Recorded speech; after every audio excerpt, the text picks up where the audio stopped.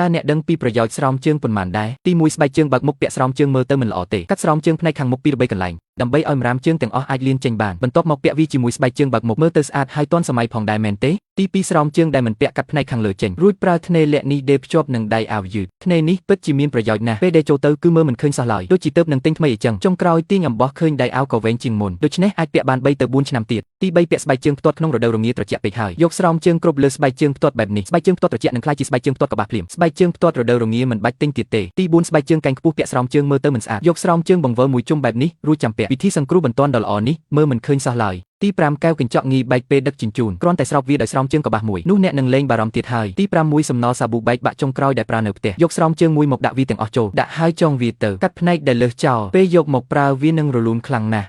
7ស្រោមជើងដែលមិនប្រើកាត់ដូចនេះទុកចន្លោះតូចមួយស្រោមដៃមួយបានរួចរាល់ហើយកាត់បើកត្រង់ខ្នងជើងកាត់មួយដងទៀតស្រោមជើងទុកស្អាតមួយគូបានរួចរាល់ហើយម្ដាយក្មេកឃើញហើយក៏លាន់មាត់សរសើរដែរ8ជាទូទៅអ្នកបត់ស្រោមជើងបែបនេះដែរឬទេរមៀលវាឡើងហើយត្រឡប់មាត់ស្រោមជើងបែបនេះយូរទៅមាត់ស្រោមជើងនឹងរីកធំហើយយា